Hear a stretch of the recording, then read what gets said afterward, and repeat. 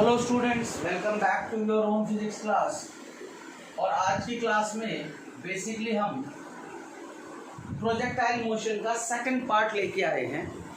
अपने first lecture में हमने पढ़ा था कि जब कोई बॉडी हवा में फ्रीली फेंकी जाती है और उस पर किसी तरह की कोई ग्रेविटेशनल फोर्स के अलावा कोई और फोर्स ना लगे, इट मीन्स आप जानते हो कि एयर का एयर फ्रिक्शन होता है।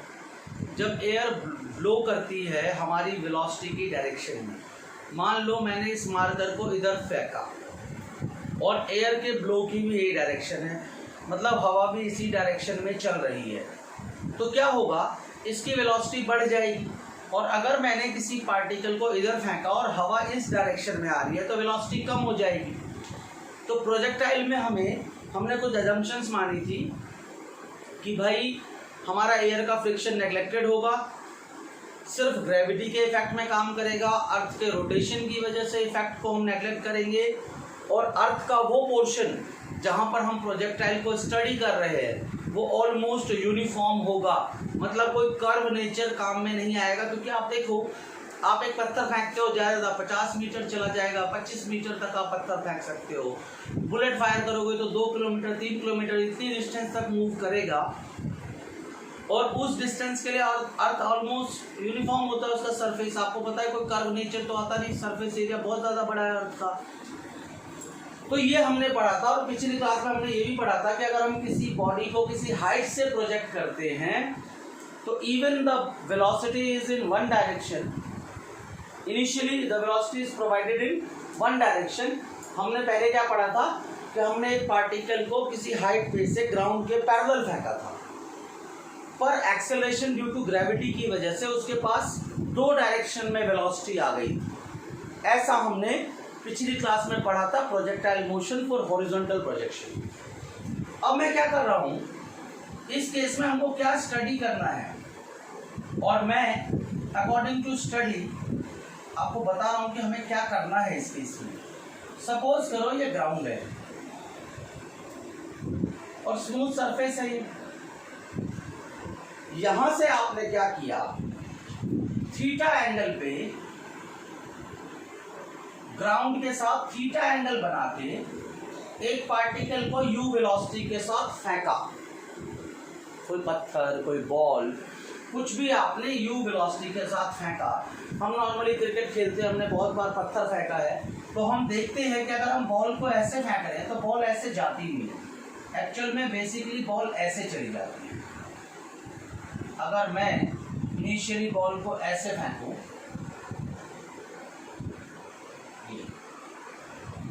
ये यू डायरेक्शन में मैंने फेंका था, यू वेलोसिटी के साथ, ग्राउंड के साथ थीटा एंगल बना के भेजा था, तो मेरी बॉल ऐसे नहीं जाती है।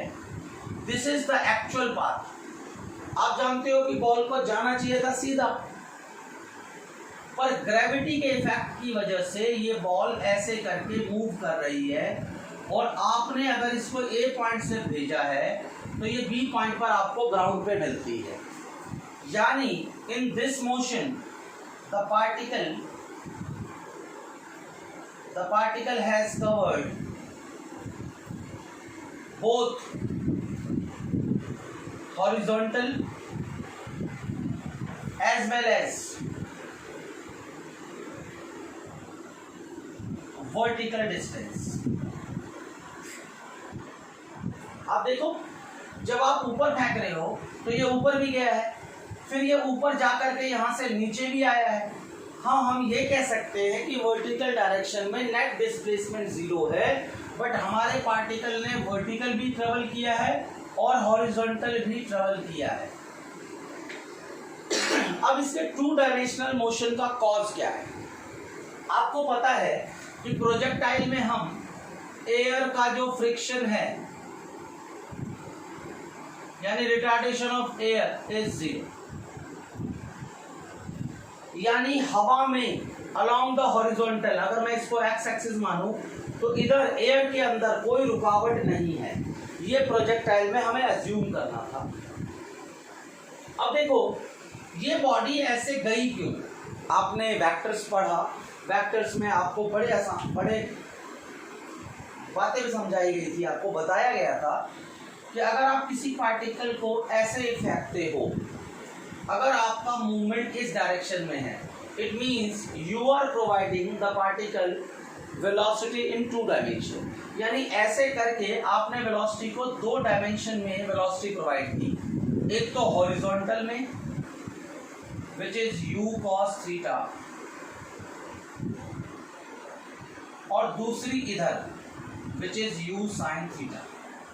These two are the rectangular component, और थीटा जो है आपकी इनिशियल वेलोसिटी का इंक्लिनेशन है ग्राउंड के साथ। अब ये पार्टिकल इन 2 वेलोसिटीज के इफेक्ट में u sin थीटा और u cos थीटा जो आपके u की वजह से डेवलप हुई है, उसकी वजह से पार्टिकल के पास 2 अलग अलग वेलोसिटी है, एक हॉरिजॉन्टल और दूसरी वर्टिकल। वर्टिकल कौन सी वेलोसिटी है इसके पास? वर्टिकल uy है जिसको हम u sin थीटा कह रहे हैं, और हॉरिजॉन्टल कौन सी है? जो ux है जिसको हम u cos थीटा कह रहे हैं। ये 2 वेलोसिटीज हैं।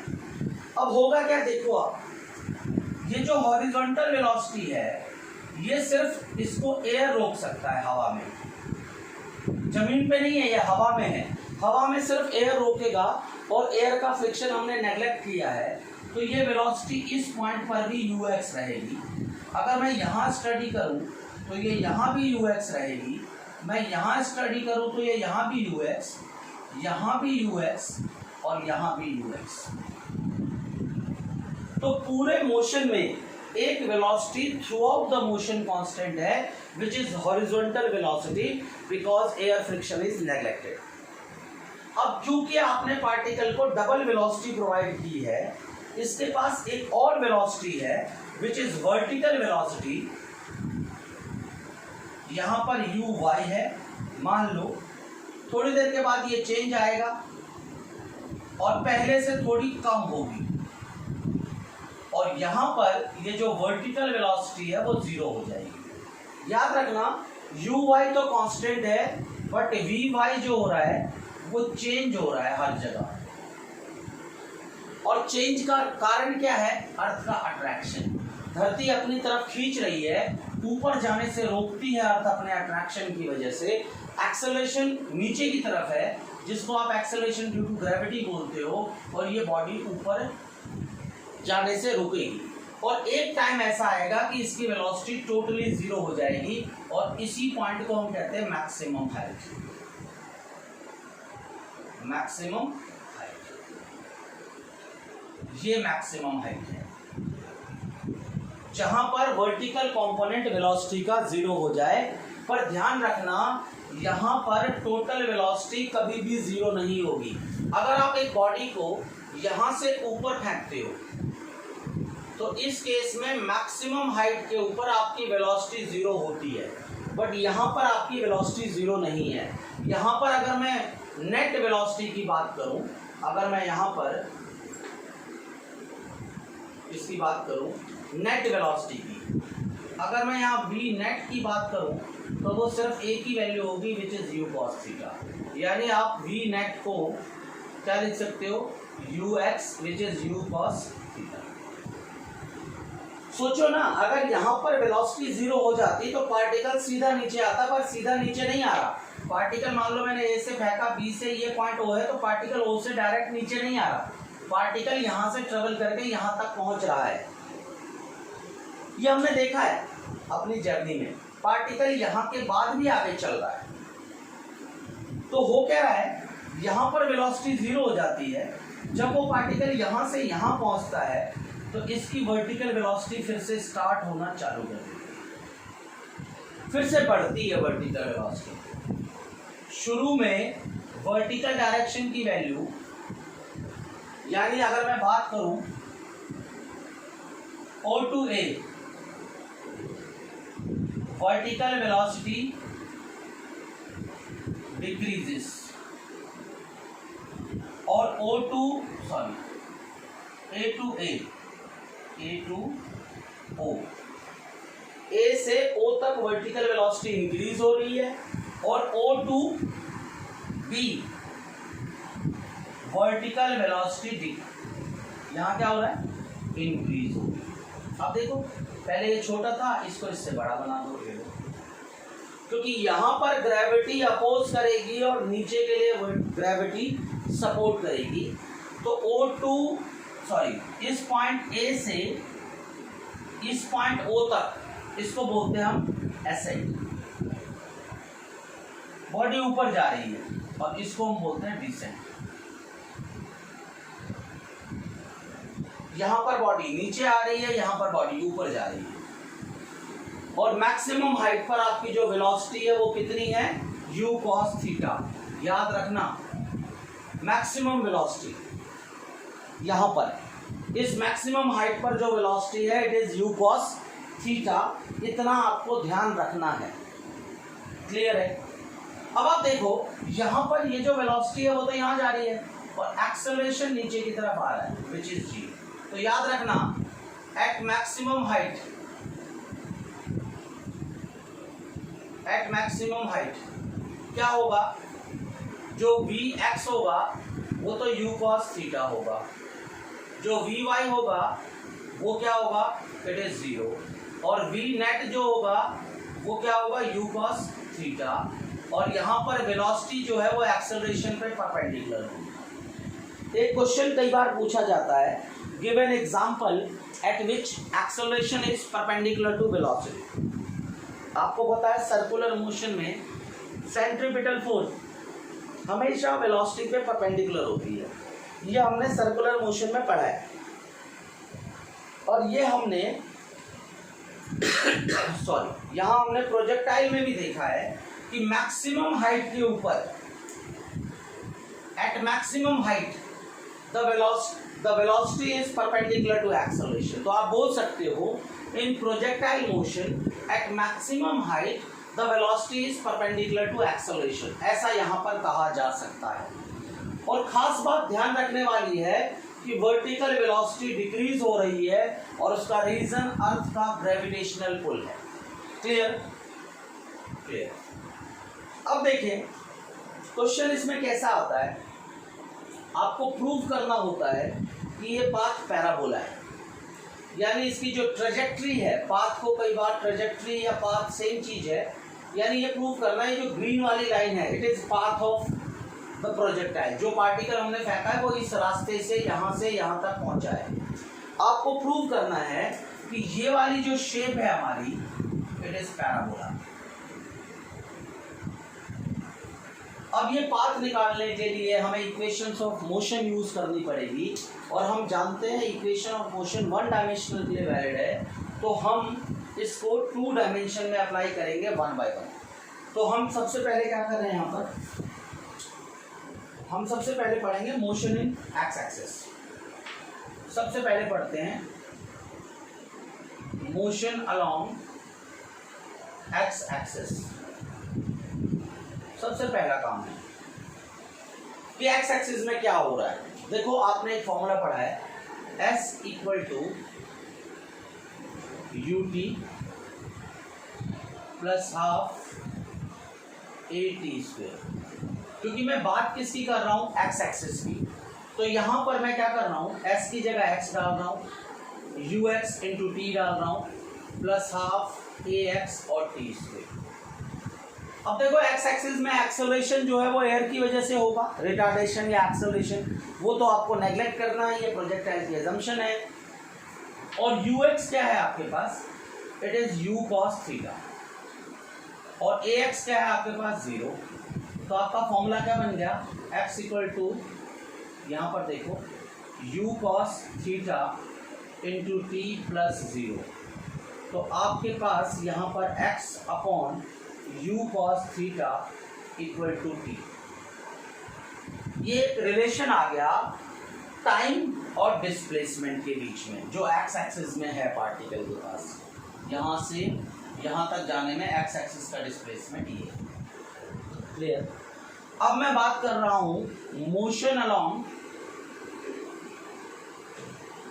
अलोंग वाई एक्सिस की, कि एक्चुअल में वाई एक्सिस में क्या हो रहा है। देखो वाई एक्सिस में क्या हो रहा है, ये वेलोसिटी बार बार डिक्रीज हो रही है, पर मैं वाई एक्सिस के लिए इक्वेशन लगा रहा हूँ क्योंकि मुझे तो इस पाथ की इक्वेशन बनानी है। क्लियर है? तो मोशन अलोंग वाई एक्सिस, इसमें भी s equal to u t plus half a t square लगाऊंगा, और क्योंकि वाई एक्सिस की बात है तो u y t plus half a y t square. अब यहाँ देखो, जो यू वाई है it is u sine theta, initial velocity along y axis, it is u sin theta. Acceleration along y axis is minus g. अब बच्चों के mind में कई बार सवाल आता है, सर आपने माइनस जी क्यों लिया, आप प्लस जी भी तो लिख सकते हो, क्योंकि बॉडी यहाँ से तो पहले ऊपर जा रही है, तो मैं मान लेता हूँ कि आप मान सकते हो कि यहाँ तक O तक जब पहुँचोगे, A से O तक, तब जी नेगेटिव होगी, बट इधर तो जी पॉजिटिव है। पर ध्यान रखें इस जी को पॉजिटिव करने में भी इस नेगेटिव का ही रोल है। वेलोसिटी की डायरेक्शन यहाँ पर जाके रिवर्स हो जाती है। देखिए आप, यहाँ ऊपर जा रही थी, यहाँ जा करके नीचे होती जा रही है, और इसके लिए कौन रिस्पॉन्सिबल है? आपका एक्सेलरेशन ड्यू टू ग्रेविटी। इस बात को बिल्कुल ना भूलिए, इग्नोर ना करें इस बात को। आपने पार्टिकल को जहाँ से फेंका है, आप उस कंडीशन में देखो कि जी की एक्सेलरेशन कैसा होना चाहिए, नेगेटिव या पॉजिटिव। इस केस में तो मैंने बॉडी को ऊपर फेंका है, और जब मैं ऊपर फेंकता हूँ तो मुझे पता है कि एक्सेलरेशन अर्थ अपने आप की तरफ, अपने सेंटर की तरफ बॉडी को अट्रैक्ट करती है, तो एक तो जी की वैल्यू हमेशा नेगेटिव होगी, इसीलिए मैं जी नेगेटिव लेके चल रहा हूँ, और वो नेगेटिव वैल्यू ऑफ जी ही रिस्पॉन्सिबल है इसको वापस लाने। क्लियर है? फिर टाइम की वैल्यू यहाँ पर क्या आएगी? x upon you cos theta. अब ये बात भी है, अब स्टूडेंट पूछते हैं सर आपने इस टाइम की जगह ये वाली इक्वेशन क्यों डाली? इसमें भी सोचने वाली बात है। सोचने वाली बात ये है कि ये पार्टिकल x एक्सिस में कब तक चलेगा, मतलब यहाँ से यहाँ कब तक चलेगा ये? जब तक ये हवा में रहेगा, और हवा में इसको कौन रखेगा? इसका vertical component u sin theta.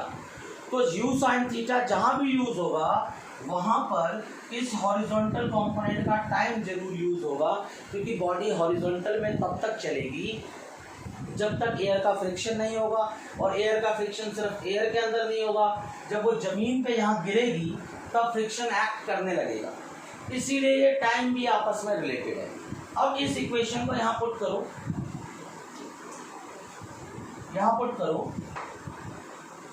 तो यहाँ y आ जाएगा, u y की जगह u sin थीटा आ जाएगा, t की जगह, इस t की जगह x upon u cos theta आ जाएगा, प्लस हाफ a की जगह माइनस g आ जाएगा, और t की जगह x upon u cos theta का होल स्क्वायर आ जाएगा। सिंपल, जो वैल्यूज थी वो हमने पुट कर दी। देखो u और u कैंसिल आउट, तो ये बनेगा x tan theta minus half, साथ में ये u स्क्वायर, साथ में cos स्क्वायर थीटा, यहाँ पर g और साथ में x स्क्वायर। इसको आप एक और तरीके से लिख सकते हो, y equal to x tan theta minus g divided by 2u cos square theta साथ में x स्क्वायर। अब आप नोटिस करो कि जो आपका g upon 2u square cos square theta है, क्या ये कांस्टेंट नहीं है? सोचो, आपने प्रोजेक्टाइल में क्या एजम्पशन मानी थी? आपने माना था कि एक्सेलरेशन ड्यू टू ग्रेविटी की वैल्यू कांस्टेंट रखनी है, तो g तो कांस्टेंट होगा ही। Horizontal velocity which is u cos theta, it should be constant because there is no air friction, there is no obstruction in the path of flow of the particle along x-axis or along the horizontal because we ignore the air friction। हमें पता है air ना तो support करेगी ना उसको oppose करेगी, तो ये पूरी टर्म कांस्टेंट है। तो ये जो इक्वेशन है हमारे पास, ये क्या बन जाएगी? y equal to x tan theta minus के साथ में x स्क्वायर, और again this is equation of parabola. Hence, path will be parabolic. यानी जब कोई पार्टिकल प्रोजेक्टाइल की फॉर्म में फेंका जाएगा तो उसका पाथ क्या होगा? Parabola. Even the velocity is in 2 dimension but body has acceleration in single direction. ये क्वेश्चन पूछा जाता है कई बार कि क्या किसी पार्टिकल के पास 2 dimensional velocity 1 dimensional acceleration possible है? यस, इन प्रोजेक्टाइल मोशन. याद रखो, एक्सेलरेशन तो वेलोसिटी को चेंज करने के लिए है. अगर वेलोसिटी कांस्टेंट रहे तो एक्सेलरेशन 0 है. क्लियर है? एक्सेलरेशन 0 तो वेलोसिटी कांस्टेंट. तो ये पार्टिकल एक्स एक्सिस में तो एज इट इज मूव करेगा, बट वाई एक्सिस में भी मूव कर रहा है. तो 2 डायमेंशन में वेलोसिटी है बट इसका एक्सेलरेशन सिर्फ वाई एक्सिस में है. क्लियर? तो अगर आपको प्रूव करने को आए कि पाथ पैराबोला होता है तो आप इस तरीके से यहाँ से लेके ऐसे प्रूव करोगे. डायग्राम जरूर बनाना है आपको और इन पॉइंट्स को समझना भी है कि वर्टिकल वेलोसिटी डिक्रीज हो रही है, हॉरिजॉन्टल वेलोसिटी कांस्टेंट है. और किसी भी एग्जाम में, जब स्पेशली हम क्लास 11 की बात करें और स्कूल एग्जाम की बात करें, तो स्कूल एग्जाम्स के लिए ये बहुत इम्पोर्टेंट टॉपिक है. कोई भी टीचर इसको इग्नोर नहीं करता. हर टीचर इससे रिलेटेड या तो डेरिवेशन देते हैं या तो वो इससे रिलेटेड क्वेश्चंस देते हैं. तो this is very important question और मोस्टली टास्क इन 5 मार्क्स. इंपॉर्टेंट पार्ट है. इस पाथ को पैराबोलिक प्रूव करने के अलावा इसमें कुछ क्वेश्चंस और भी पूछे जाते हैं. उसके लिए मैं इसको रब करता हूँ. आई होप कि आपने स्क्रीन को पॉज करके इसको राइट डाउन कर दिया होगा. देखो, डायग्राम को तो हम मिटा नहीं रहे, हम इस बेसिक फंडा को मिटा रहे हैं जो हमने अभी प्रूव किया. इसमें हमसे जो सबसे पहले पूछता है क्वेश्चन, कभी कभी पूछता है हमसे कि टाइम ऑफ फ्लाइट बताओ. हमसे पूछता है टाइम ऑफ फ्लाइट. डेफिनेशन इसकी आपने पढ़ी हुई है कि कोई भी पार्टिकल जितनी देर एयर के अंदर एग्जिस्ट करता है उस टाइम को टाइम ऑफ फ्लाइट कहते हैं. अगर हम किसी पार्टिकल को प्रोजेक्ट करें, वो जितने टाइम के लिए एयर में रहेगा, it is called time of flight. It is a time for which the particle remains in air.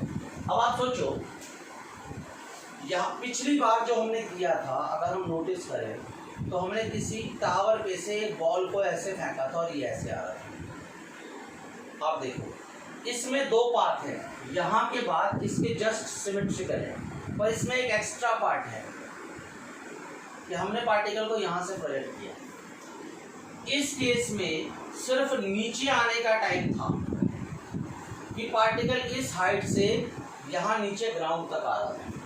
पर यहाँ क्या है, पार्टिकल ग्राउंड से हाइट तक पहुंचेगा और हाइट से दोबारा नीचे आएगा. तो इसमें जो टोटल टाइम है फ्लाइट का, it is time of accent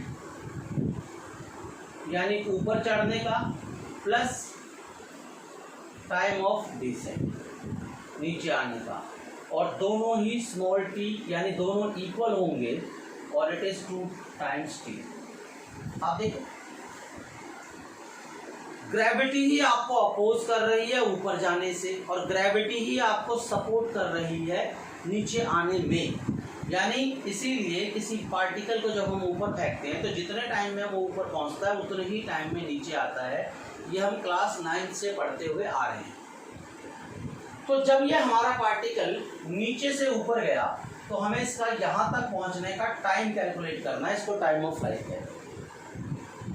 अब इक्वेशन तो हमारे पास एक्स एक्सिस में भी थी, इक्वेशन हमारे पास वाई एक्सिस में भी थी.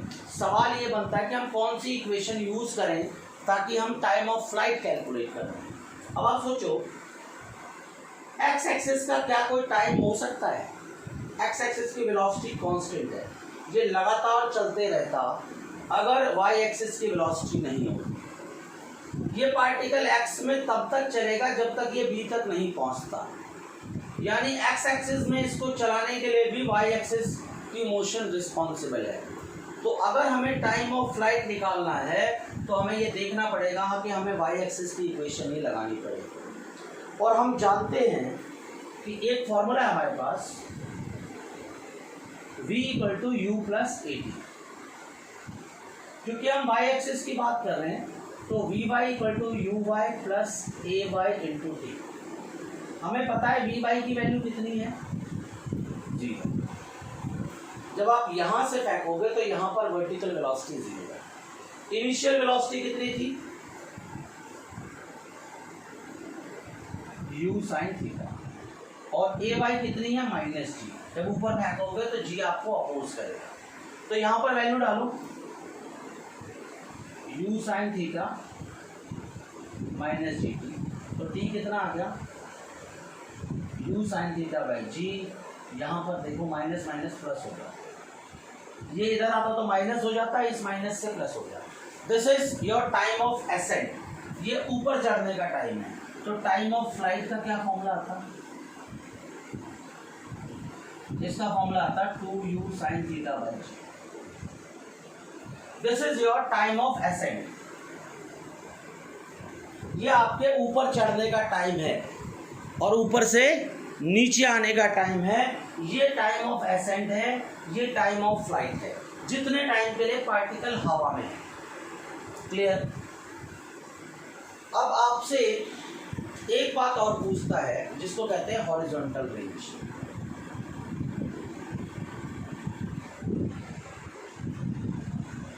हॉरिजॉन्टल रेंज, और इसको हम कैपिटल आर से लिखते हैं। आपको पता है हॉरिजॉन्टल में फ्लाइट के दौरान जितनी डिस्टेंस ट्रेवल करता है it is called horizontal range, R से डिनोट करते हैं, और यहाँ पर आर हमारे पास ए भी है। अब आप सोचो इसको हॉरिजॉन्टल में कौन चला रहा है, आपके पास दो कंपोनेंट है वेलोसिटी के, एक यू साइन थीटा, दूसरा you cos theta. You sine theta ऊपर लेके जा रहा है तो वो तो इधर लेके जाएगा नहीं, यू साइन थीटा ऊपर जा रहा है तो वो तो इधर लेके जाएगा नहीं, इधर लेके जाएगा कौन, यू कॉस थीटा। तो क्या है, अगर हॉरिजॉन्टल रेंज की बात करोगे तो यू कॉस थीटा इज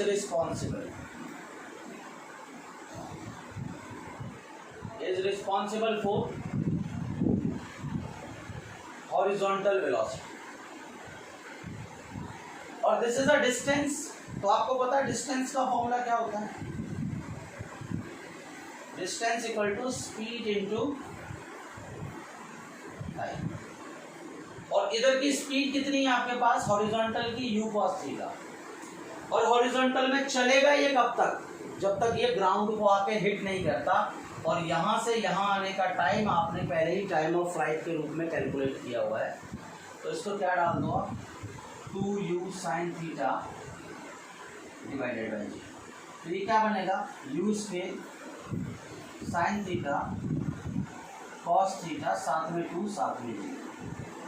इसको u square sine of 2 theta by G लिख सकते हो, क्योंकि हमें पता है कि 2 sine theta into cos theta equal to sine 2 theta होता है। यह आइडेंटिटी है ट्रिग्नोमेट्री की। तो हॉरिजॉन्टल रेंज क्या हो गया आपके पास, it is you square sine 2 theta divided by G. ये याद रखें, इसमें बेस्ड न्यूमेरिकल भी आते हैं और ये डिराइव करने को भी आता है।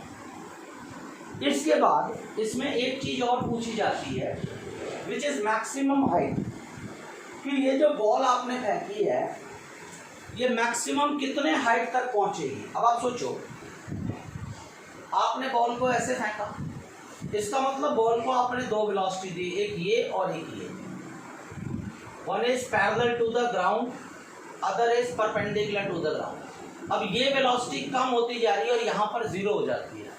जहाँ पर वर्टिकल वेलोसिटी 0 हो जाए वही मैक्सिमम हाइट है। अब आप देखिए, जहाँ वर्टिकल वेलोसिटी 0 हो जाए वही मैक्सिमम हाइट है। तो क्या है मैक्सिमम हाइट, मैक्सिमम हाइट, जिसको हमने h मैक्स से डिनोट किया ये। और मैक्सिमम हाइट पे ध्यान रखना, वेलोसिटी एक्सेलरेशन पे परपेंडिकुलर होता है। मैक्सिमम हाइट पर वेलोसिटी क्या होती है, सिर्फ u cos थीटा होती है, क्योंकि वर्टिकल वेलोसिटी 0 होती है, ध्यान रखना। कई बच्चे बोल देते हैं यहाँ पर वेलोसिटी जीरो है, जीरो नहीं है, यू कॉस थीटा है, यू एक्स है यहाँ पर, यू एक्स मतलब यू कॉस थीटा। तो maximum height, it is maximum vertical distance traveled by body during its flight। और लिख लो, it is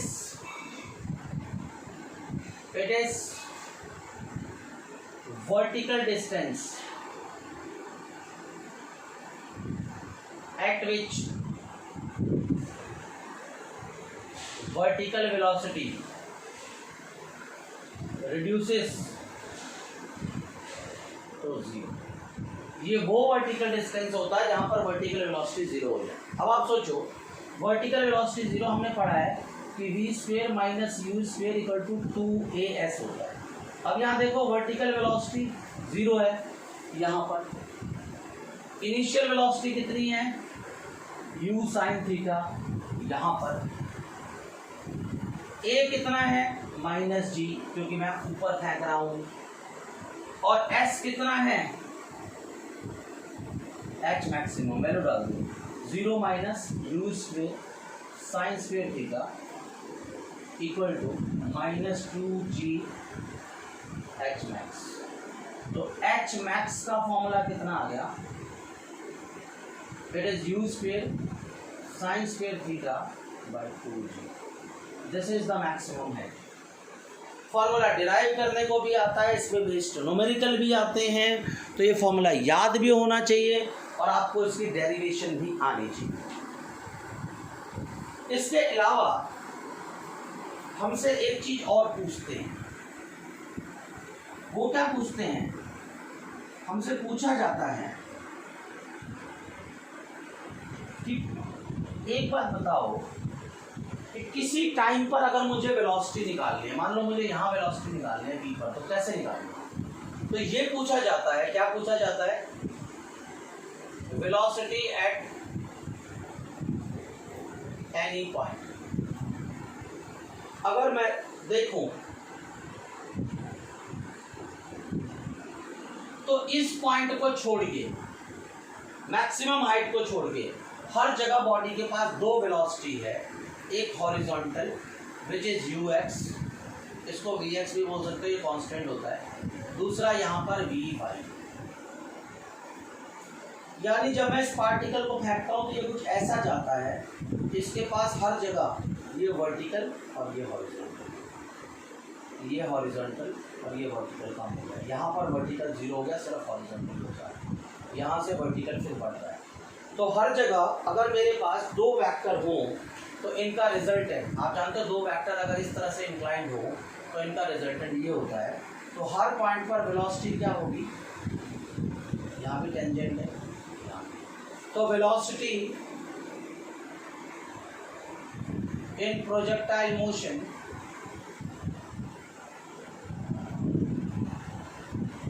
इज ऑलवेज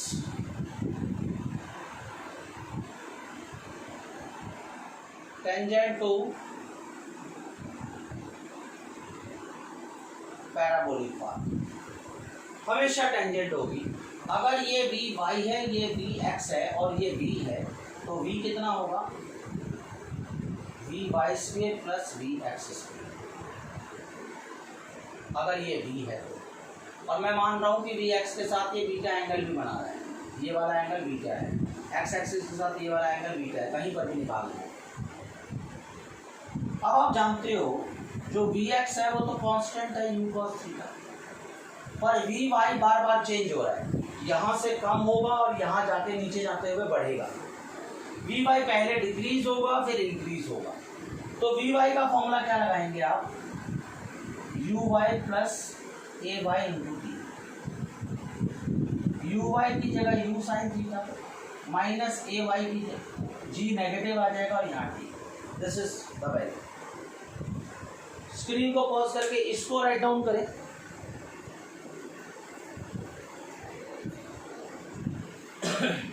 अब आप देखें पॉइंट पर मुझे वेलोसिटी चाहिए विच इज v, और v की जगह मैं क्या डाल रहा हूँ, vx² प्लस vy स्क्वायर। दोनों की वैल्यू मुझे पता है, ये u cos थीटा का होल स्क्वायर है प्लस ये u sin theta minus gt का होल स्क्वायर। यहाँ देखो u square cos square theta, u square sin square theta plus gt का whole square minus 2u sin theta gt। इन दोनों में से आप u स्क्वायर कॉमन ले लो तो बचेगा क्या, sin square theta plus cos square theta.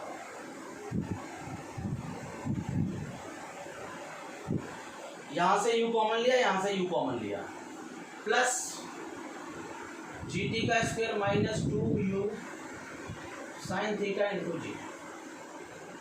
तो क्या बन गया, u स्क्वायर gt का square G square T square minus 2u sin theta into G. This is your velocity at any time. T की वैल्यू डालो, वेलोसिटी आपको initial पता है, किसी भी टाइम पर आप वेलोसिटी कैलकुलेट कर सकते हो। अब क्योंकि वेलोसिटी वेक्टर है तो इसकी डायरेक्शन भी होगी ये वाली डायरेक्शन, जो एंगल ये एक्स एक्सिस के साथ मिला रहा है। अब देखो अगर ये वी वाई है तो ये भी वी वाई होगा और ये 90 डिग्री का एंगल है। यहाँ पर देखो tan बीटा क्या होगा, परपेंडिकुलर यानी v y by v x. V y की जगह क्या पुट कर सकते हो, u sin theta minus g t, और वी एक्स की जगह u cos थीटा। तो बीटा कैसे लिखोगे, tan inverse u sin theta minus g t divided by u cos theta. और ये एंगल है किसके साथ,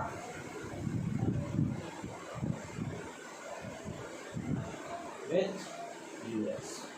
ये एंगल हॉरिजॉन्टल कंपोनेंट के साथ बना रहा है वेलोसिटी मेरा, दिस इज योर बीटा। किसी भी टाइम पर यहाँ पर, सॉरी यहाँ तो मैक्सिमम हाइट है, यहाँ तो ऐसे ही जाएगा, यहाँ पर जो हॉरिजॉन्टल के साथ एंगल बना रहा है वो इतना है। तो प्रोजेक्टाइल में बेसिकली आपसे यही पूछा जाता है कि पाथ को पैराबोला प्रूव करो,